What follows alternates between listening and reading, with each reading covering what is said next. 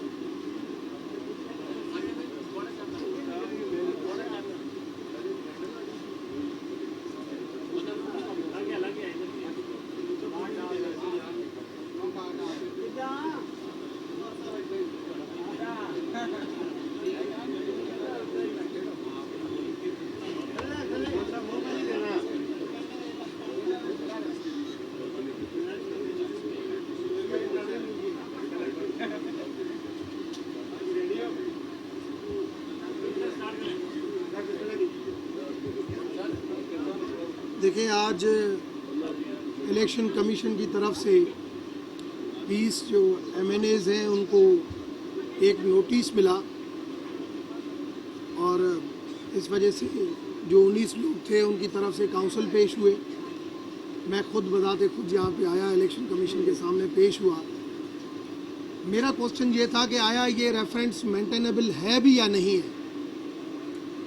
आप आखिरी मोमेंट तक, आज मैंने अभी रेफरेंस की कॉपी ली है तो 20 के 20 रेफरेंस सेम लैंग्वेज में लिखे हुए हैं, कोई उसके ऊपर फ़र्क नहीं है। 20 के 20 लोगों को ये कहा गया है कि आपने शोकाज का जवाब नहीं दिया, जबकि मैंने तो खुद जवाब व्हाट्सएप पे खान साहब को अलहदा, असद उमर साहब को अलहदा, सबको अलहदा और बाय पोस्ट अलहदा दिया। सारे लोगों ने उनको शोकाज का जवाब भी दिया। 31 मार्च तक हम उस ग्रुप में हैं, हमें ग्रुप से रिमूव किया जाता है और उसके बाद जब नो कॉन्फिडेंस मोशन आता है हमें डायरेक्शन मिलती है कि आप नो कॉन्फिडेंस मोशन में एज ए PTI आप शामिल नहीं हो। हम उसमें भी वोटिंग में हिस्सा नहीं लेते हैं। फिर जब प्राइम मिनिस्टर की इलेक्शन होती है तो फिर ये कहा जाता है कि हम बायकॉट करते हैं, हम इसमें हिस्सा नहीं लें, हम उसमें हिस्सा नहीं लेते हैं। 63A की बात की गई कि इसने ये पार्लियामेंट्री पार्टी छोड़ी और दूसरी पार्लियामेंट्री पार्टी, कोई उसका प्रूफ। मेरा यही मौक़िफ़ इलेक्शन कमीशन के सामने था कि रेफरेंस इस तरीके से स्पीकर 20 लोगों का पार्टी चेयरमैन की वजह से और ये सबको एक ही नोटिस भेज दे और यहाँ पे 20 MNA आके खड़े हो जाए कि भाई आपको इसका जवाब देना है, ये मेंटेनेबल है या नहीं है। तो कमीशन ने मेरी बात सुनी है, उन्होंने कहा है कि बिल्कुल आप इस चीज़ के ऊपर 6 तारीख को रिप्लाई जमा करें और 7 तारीख को हम इसके ऊपर सुनेंगे मेंटेनेबिलिटी के ऊपर भी। ऐसी तो नहीं हो सकता कि आपके पास कोई ठोस सबूत नहीं हो, चाहे पार्लियामेंट्री पार्टी के रेजिग्नेशन का हो, चाहे नो कॉन्फिडेंस मोशन के अंदर वोट का हो, चाहे कॉन्फिडेंस के मोशन के वोट का हो। जो 63 की क्लासेस हैं उनमें से कोई आपके पास प्रूफ नहीं है और आप कहें कि इन्होंने मीडिया के ऊपर बात की और उन्होंने ये बात की मीडिया के ऊपर। तो मैं आज भी कहता हूँ कि हमारी गवर्नमेंट की पॉलिसी जो गलत थी, इवन मैंने आज आर्टिकल लिखा है कि श्रीलंका का जो अल्मियाबी हुआ है वो हमसे कोई मुख्तलिफ नहीं है। मैं 22 साल से पार्लियामेंट का हिस्सा हूँ। मैंने आज ये भी लिखा है कि 22 सालों से जो भी हुकूमत आती है कर्जा लेती है, मुल्क कर्जों में डूबता जाता है, टाइम बिंगली जो है आवाम का फ़ायदा सोचा जाता है, मगर उसकी रिज़ल्ट ये आती है कि दोबारा हम कर्जों में। और यही हुआ हाल श्रीलंका का। 2019 में एक श्रीलंका जैसे जजीरे को एक अवार्ड याफ्ता मुल्क डिक्लेयर किया जाता है कि यहाँ पे टूरिस्ट आते हैं, ये अच्छा मुल्क है। आज जो है श्रीलंका का दिवालिया निकल चुका है, उसके पास इंपोर्ट के पैसे नहीं है, डीजल के, उसके पास खाने। यही हालात हम लेके आए थे। मैंने आज अपने आर्टिकल में लिखा है ये कि हमें इन चीज़ों को दुरुस्त करने के लिए अपने मुल्क को सही समित में लेके जाना पड़ेगा। चाहे 20 साल पुराना दौर, चाहे 3.5 साल मेरी अपनी PTI की गवर्नमेंट, चाहे अभी 1.5 साल ये मखलूत हुकूमत, अगर यही पॉलिसियाँ रही तो मैं समझता हूँ हमारे मुख्तलिफ हालात श्रीलंका से मुख्तलिफ नहीं रहेंगे कि हम आते जाएंगे। आज डीजल की मुझे बताएंगे, डीजल का जो आज शॉर्टफॉल हो रहा है, 2 महीने पहले मैंने खान साहब को लिखा है लेटर, मैंने खुद बताया कि सही आपने जो ये डीजल इंपोर्ट नहीं हो रहा है, आपकी जो छोटी छोटी रिफाइनरीज है उनकी इक्विटी इतनी कम है, आपकी एलसीआं नहीं खुल रही है, पीएसओ के अलावा बड़ी जो कंपनियां हैं, पीएसओ के अलावा जो छोटी कंपनियां उनकी एलसी नहीं खुल रही है कि पेट्रोल अगर प्राइस कम हो जाए, बैरल अगर कम पे चला जाए तो कैसे ये जो है वो शॉर्टफॉल पूरा करेंगे, वो तो कंपनियां डिफॉल्ट में। इसके लिए आप मगर कोई मीटिंग नहीं की गई। ये जो शॉर्टफॉल डीजल का ये 2 महीने पहले मैंने लिखा है। तो ये जो पॉलिसीज थी, मैं समझता हूँ ये मुल्क को हमारे बहुत इंतशार और बहुत ज़्यादा ख़राब हालत में, एक तरफ हम IMF के साथ एग्रीमेंट करते हैं कि भाई हम ये चीज़ करेंगे, हमें आवाम का एहसास है, मगर अगर एज ए गवर्नमेंट हम अगर कोई स्टेटस अगर लेते हैं, अगर कोई एग्रीमेंट करते हैं, गवर्नमेंट का एग्रीमेंट होता है, हमें उसको फॉलो करना पड़ता है, हमें पॉलिटिकल डिसीजन को वहाँ पे तरजीह नहीं दी जाती है। मगर हमने वहाँ पे पॉलिटिकल डिसीजन, IMF का प्रोग्राम जो है वो डाउन हुआ, वो रुका, आपने देखा कि डॉलर किस तरीके से बढ़ा। आज हमें वो सोचना चाहिए कि $1 बढ़ने के लिए ये हमने खान साहब को बातें अपनी याद दिलाई और आज भी याद दिलाते हैं, आज भी मैं मैसेज करते हैं कि सर ये आपकी गलतियाँ थी। मैंने अर्थशास्त्र के लिए लिखा कि सर अर्थशास्त्र चाणक्य जी का किताब आप पढ़े कि अगर आदमी खुद जो है वो इतना कैपेबल नहीं होता है तो अपने एडवाइज़र इतने अच्छे रखता है कि कम से कम सल्तनत को सही चला सके।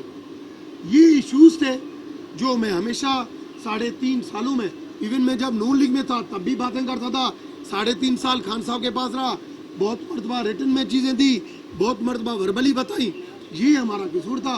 तो आज जो है पार्टी, अगर डेमोक्रेसी की बात की जाती है तो पार्टी के अंदर भी डेमोक्रेसी रखें, पार्टी के अंदर भी आप इख्तिलाफ को सुने, ये पिक एंड चूज की सियासत नहीं करें। पिक एंड चूज की सियासत करके और ये रेफरेंस तो मुझे पता है, ये इस रेफरेंस में कुछ नहीं है, ये मेंटेनेबल ही नहीं है, ये रेफरेंस खारिज हो जाएगा। मगर आपने अपने ही लोगों को, मैं जब इस रेफरेंस से पहले खान साहब से मिला, मैंने उस टाइम पे बताया, मैंने कहा सर जो आपको आपकी इंटेलिजेंस बता रही है, आप उसी इंटेलिजेंस के कहने के ऊपर अपने मेंबरों को दूर कर रहे हैं। खुदा शक करना छोड़े, आप अपने तरीके और अपनी हुकूमत के अहदाफ उसको आप पूरा करें। अगर हमने खुद अपने पाँव पे ऊपर कुल्हाड़ी मारी, ये चीज़ें थी। मैंने कहा आपके सामने जो है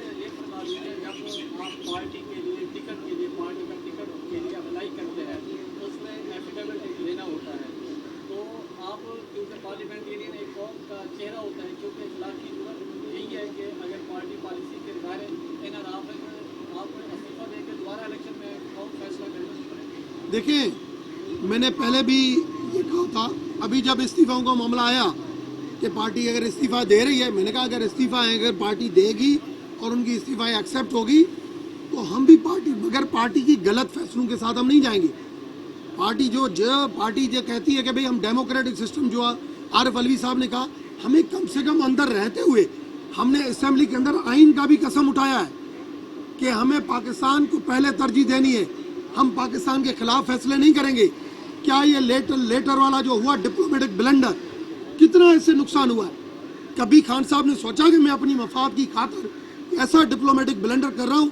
सारे सफारत खाने के अंदर जितने डिप्लोमेटिक बैठे हुए हैं सारे परेशान हैं कि हमसे तो कोई बात ही नहीं करेगा। तो ऐसे ब्लंडर के तहत जब भी ऐसे होते हैं, हमारा फ़र्ज़ है वहाँ बताना। दूसरी चीज़, आपने मुझे कहा ज्वाइन किया। देखिए, मैं खान साहब, मेरी जब ज्वाइनिंग हुई थी, मैं खान साहब के पास नहीं गया था। जो गवर्नर इमरान इस्माइल ने कहा ना कि इसकी औकात, मेरी औकात यह है कि जब PTI का इंक्लाइन था, डिक्लाइन नहीं था, उस वक्त हर बंदा एक एक होके खान साहब के पास जाके ज्वाइन करने जा रहा था।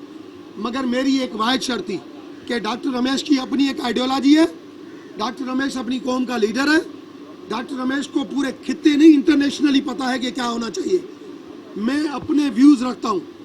मेरी 2 शर्तें, एक कि मैं PTI का रुमाल नहीं पहनूंगा क्योंकि मैं गाली गलौज की सियासत में नहीं आऊँगा।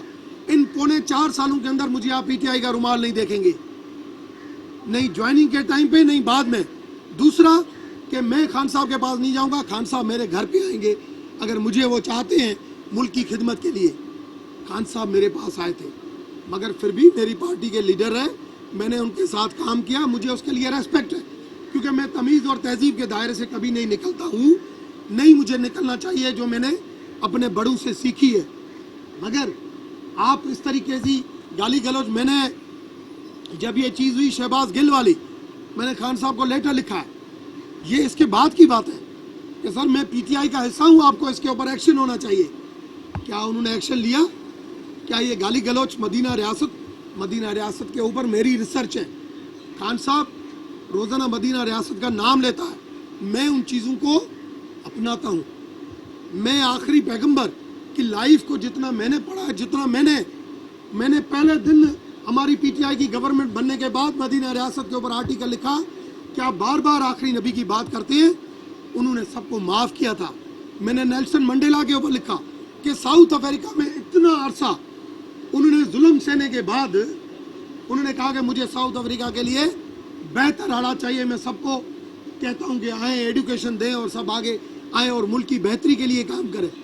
ये नया नारा था। ये नारा नहीं था कि 3.5 साल के अंदर हम चोरों को नहीं छोड़ेंगे, हम डाकुओं को नहीं छोड़ेंगे, हम ये नहीं करेंगे।